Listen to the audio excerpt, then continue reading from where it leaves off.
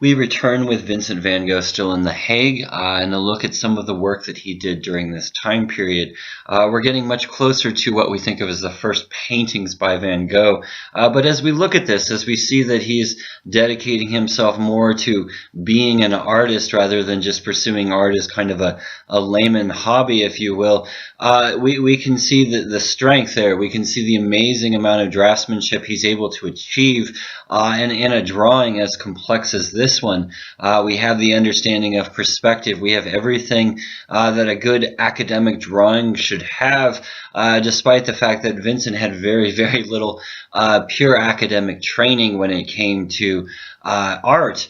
And again, when we perceive this, when we think about later Vincent Van Goghs, it's almost amazing to think that this is done by the same artist, but it is a reminder that Vincent could very much draw, and he did have an understanding of what an academic painting was. We have a grouping of paintings here from 1882 all around the theme of the woods, and these are thought to be Vincent Van Gogh's first oil paintings. Again, very, very simplistic, not incredibly what we would think of as academically challenging or anything, a repetition of subject. But again, we see, even now we see some things that we look at as Van Gogh on the painting on the left, and if we look on the ground, we can see some of the looser brushwork. Again, if you think about the subject matter here, we're still painting kind of a darker subject matter. Girl in the woods, she doesn't look like she's having a wonderful time frolicking in the woods. It's a very dark and dreary kind of woods, and her figure is very much dwarfed by the enormous size of the trees around her. She almost looks like a tiny, tiny little creature, not even a girl. A few more along this theme, Girl in White in the Woods, and also Two Women in the Woods. When we look at Girl in White on the Woods, we see what we think of as a classic Vincent Van Gogh technique, and that is the term is impasto. That is a thick buildup of texture on the surface of a painting, usually done with paint, and this is a prime example of that. Again, when we look at these paintings, we need to be reminded that these are some of the first attempts he really has at the idea of working with oil paint. So a lot of what he's doing here is simply figuring out the mechanics of the media itself, learning how paint actually is applied to a canvas surface using a brush. And when we look at the painting on the right, and we can clearly see those brush strokes, we get an understanding of that. We see him seeing what different things do, different hand postures, different amount of pressure.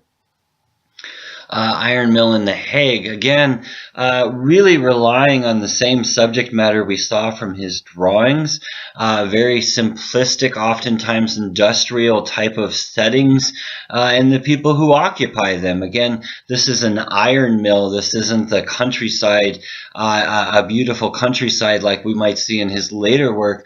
Instead, this is the hard-pressed aspects of life. If we look on the right at the mill itself, we see these clouds of billowous smoke coming from these chimneys, polluting the sky. And as we go more to the left, we see it thinning out, and we almost can see the sun popping through over the building. But again, this isn't a pleasant image of life in the city. This shows everything that's dark and polluting about it, rather than what we would think of as being pleasant. Again, this could be a very realistic depiction of what he was seeing at the time. The State Lottery from 1882 is one of my personal favorites from his early work, because to me, when you look at the range of colors here, he's starting to use blues, and there's even a little bit of a hint of a red there. But if you look at the complexity of the subject matter he's approaching, again, when you look at the drawings / paintings that he's doing, this almost looks like a watercolor from this time period. He is approaching the subject matter of art much more seriously and diligently, and with the same amount of intensity intensity, if you will, that he approached a lot of the other subjects that he had early on in his life. Vincent was one of these people that, again, very, very much obsessed with the activity in front of him. If you think about his religious practice, that type of intensity towards practice obviously carries forward into his work. In 1883, we see him moving to Noonan, where his family was located at the time. Again, moving away from The Hague, moving away from the city, and moving back to more of a rural landscape. And again, when we look at the subject matters, again, it's very, very dark still. We have a graveyard scene in the rain. We have these cottages that almost seem like they're barely peeking above the ground itself. But from all of these works, we get a sensation of loneliness and despair. Again, if we think about the clouded sky from the smut and the smog of the iron mill, that type of perspective really does carry forward into his drawings and paintings that he does in Noonan. Again, a very dark subject matter, very, very dark approach to the subject matter, rather. And as we progress into 1884, we see more things that look like we would recognize as paintings. Again, if we think of the Wood series that he did in The Hague as almost early studies, here he really is reaching into more of a complexity, looking and seeing the range of what paintings can actually be, studying, again, simple ideas. But if you look at these, most of these are really governed by the simple concept of perspective. With Avenue of the Poplars, 1884, the two lines of the trees really do form to a perfect vanishing point that's almost simulated by the building that's behind it. These are very academic in nature. You can tell Vincent is formulating what he wants in terms of making a painting and trying to figure out what is correct in terms of the structuring of a work. Here we have some of the early pieces of what will be his most famous painting from his early work, The Potato Eaters. And again, when we look at this and when we think of The Potato Eaters, in my mind, this is really Vincent Van Gogh's formulation of making a painting in the appropriate, almost academic sense, where you go through and you do an enormous amount of studies of the characters and also the positioning of the people and the hands of the individuals. Every little part of the painting we will eventually see and know as The Potato Eaters. There's an entire study background to it. And again, if you think about the amount of work that he's done before, hundreds of sketches, hundreds of smaller works going into this great work that we will soon see here. Weaver seen from the front and man winding yarn. Again, these are industrial apparatus, and Vincent is kind of showing this integration between technology and people, something that we actually see in a little bit of his work. Again, if you think about the iron mill and a lot of that type of work, and also the carpenter's workshop, which we started with, a lot of this work is people working on a craft, if you will. Here we almost have multiple versions of one single scene, and again, as I mentioned, if you look at the catalog of Vincent Van Gogh's work at the time, you see multiple images that fall into this category of the weaver, man winding yarn. He's taking one or two subject matters and really approaching them from a variety of perspectives, almost, again, researching in his own mind what he wanted to do with painting.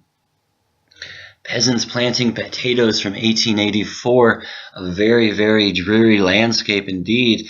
And again, when we look at the people, we almost have no sense of joy whatsoever from this painting. It almost sucks some sense of life from you, from the dreariness of either this very, very early morning or dusk time, where these people are continuing to work or just beginning plowing the potatoes from the ground. Again, very, very hard, back-breaking labor, and we do see in this a mixture of the genders. We see both men and women working side by side as the peasants would in this very difficult activity of actually pulling these potatoes from the ground.